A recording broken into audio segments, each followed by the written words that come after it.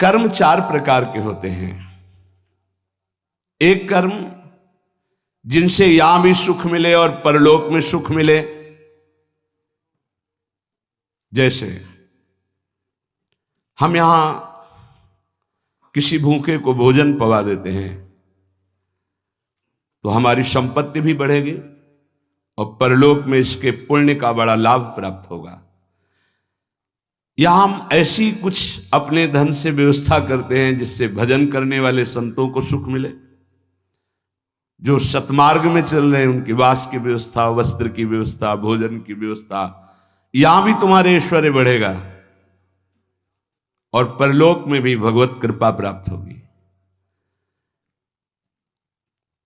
औषधालय खोल देना, प्याऊ खोल देना, ऐसी व्यवस्था कर देना जिनकी व्यवस्थाएं नहीं हैं, उनको वस्त्र है, भोजन है, औषधि है, इस तरह की, तो यहां भी सुख और परलोक में भी सुख। पर ध्यान रहे, पोस्टर बैनर नहीं होना चाहिए। अगर आपने कहीं छपवा दिया या अपनी जबान से कह दिया तो उसका प्रभाव क्षीण हो जाता है।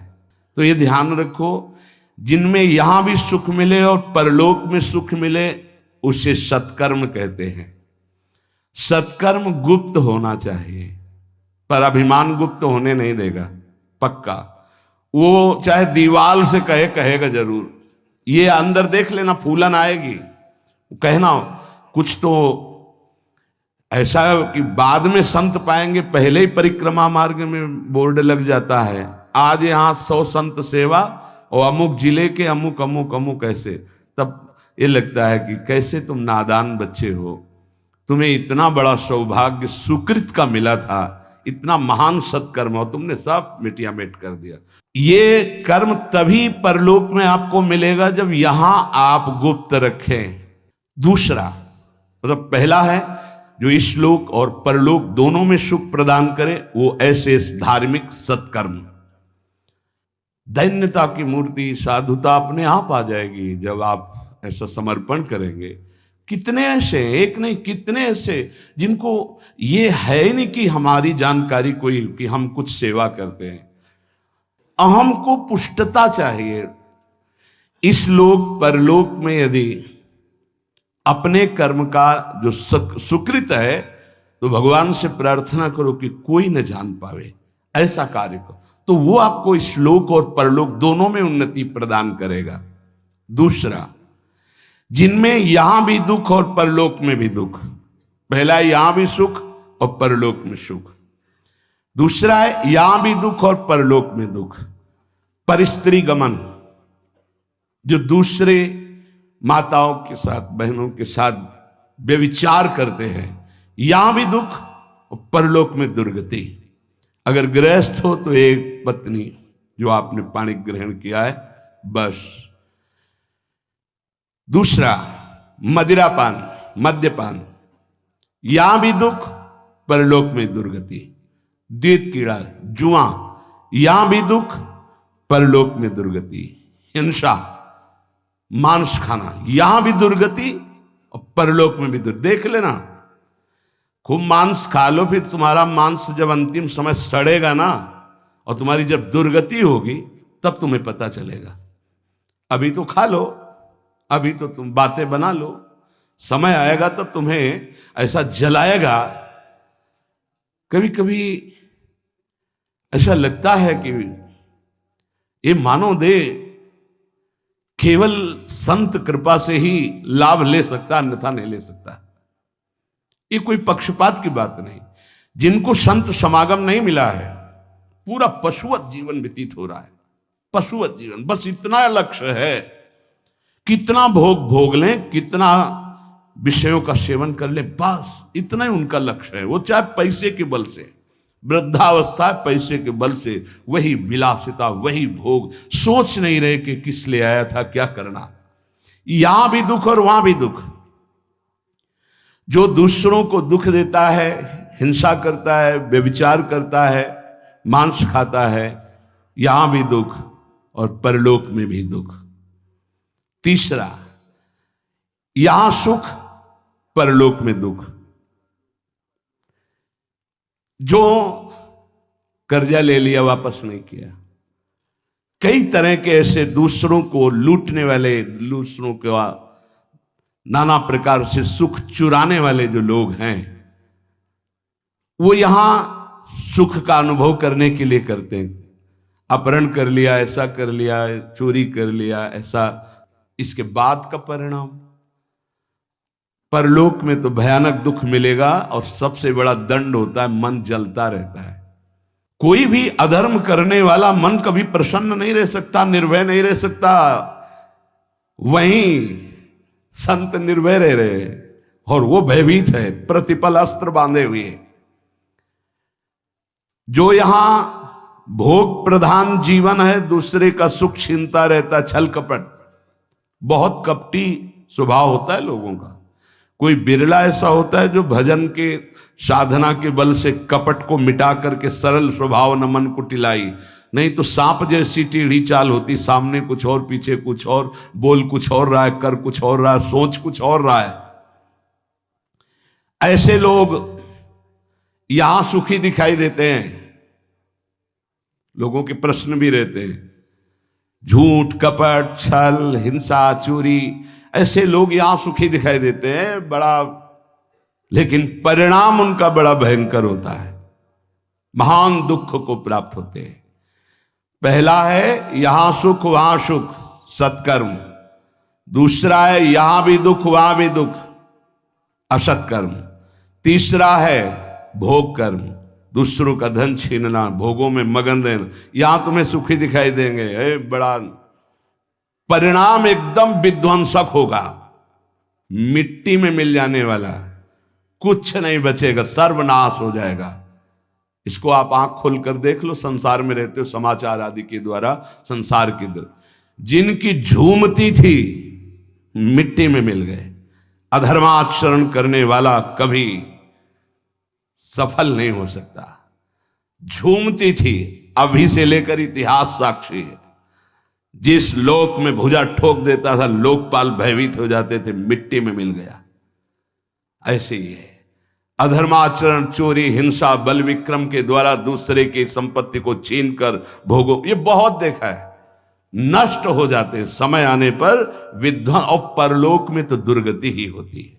चौथा, ये बहुत जोर का है, यहां दुख, परलोक में परम सुख। ये है त्यागी महापुरुष, जिन्होंने यहां जानबूझकर समस्त भोगों का त्याग करके भगवान के लिए महान दुख को आमंत्रित किया।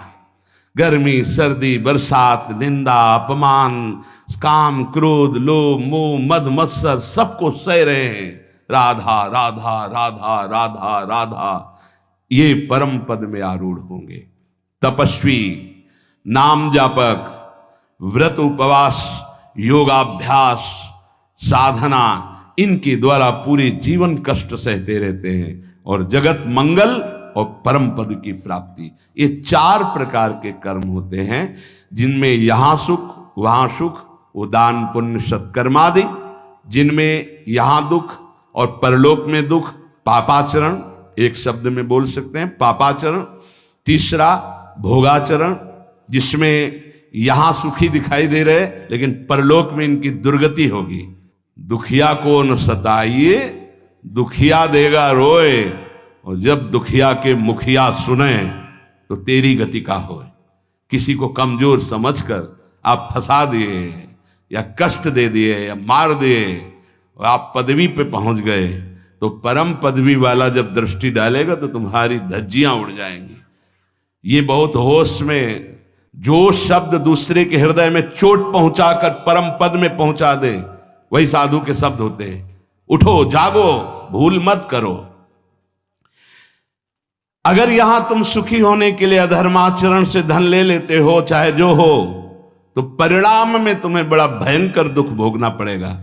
इसलिए हम प्रार्थना करते हैं, अंदर की हालत को मजबूत करना है तो दुखियों को मत सताना, निर्दोषों को दंड मत देना, पैसे के लिए किसी को गलत मत फंसाना।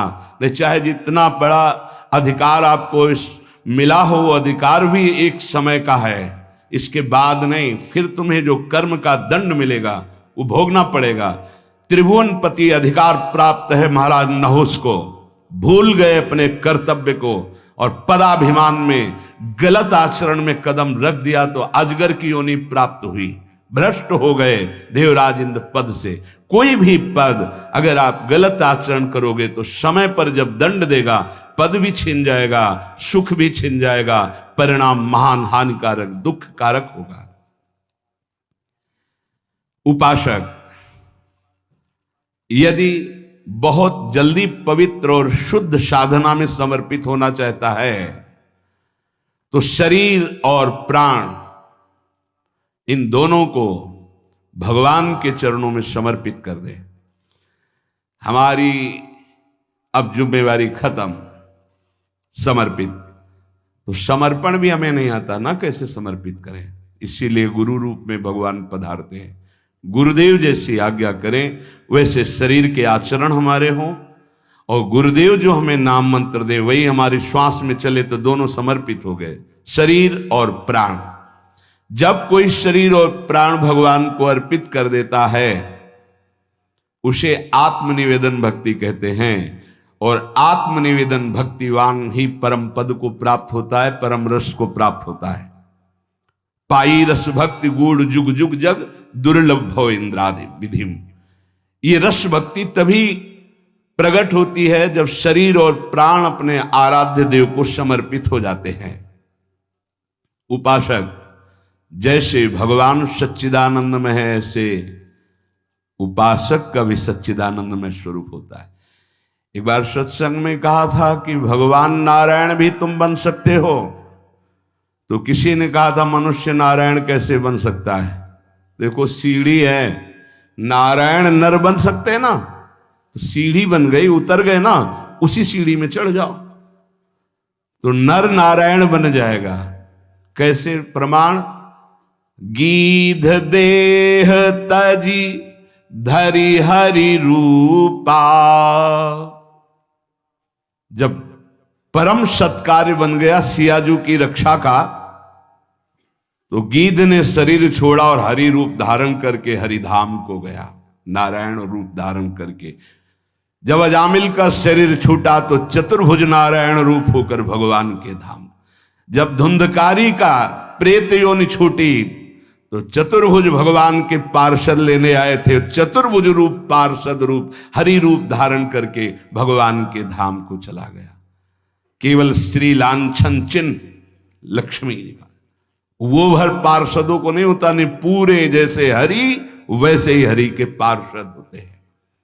सच्चिदानंद में पार्षद स्वरूप सच्चिदानंद की सेवा में उपस्थित होता है। जैसी श्री जी वैसी श्री जी की सखिया किशोरी मात्मानम किमि सुकुमारी नुकले।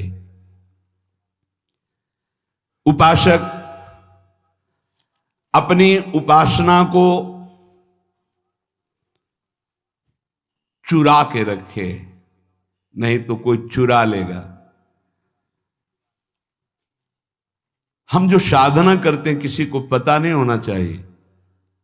हमारा अहम कहता है कि हम सबको बता दे, इतने माला जपते हैं, ये करते हैं, ये करते हैं। पूज्य पादुड़िया बाबा कह रहे हैं उपासक अपनी उपासना को चुरा के रखना, ये चुराने की वस्तु है, छुपाने की। कोई जाने ना आप किस कोटि के। जैसे समुद्र की कोई था नहीं ले सकता, ऐसे उपासक की कोई था नहीं ले सकता। सेवा में तुलसी दल 7 दिन तक प्रयोग किया जा सकता है। एक दिन उतार के 7 दिन तक वो बासी नहीं माना जाएगा। बिल्व पत्र 5 दिन तक, कमल पुष्प 3 दिन तक, और अन्य पुष्प 1 दिन। आज उतारा आज ही लगाए, आज उतारे हुए कल नहीं चढ़ाए जा सकते। केवल कमल पुष्प 3 दिन तक। अगर अन्य पुष्प हैं और आज उतार कर कल चढ़ाते हैं तो वो बासी माने जाएंगे, वो श्री जी की सेवा में नहीं आएंगे। उपासक सदैव सतयुग में रहता है। कलयुग उनके लिए है जो संत समागम से दूर है, भजन से दूर है। सतयुग की स्थिति क्या होती है? सतयुग के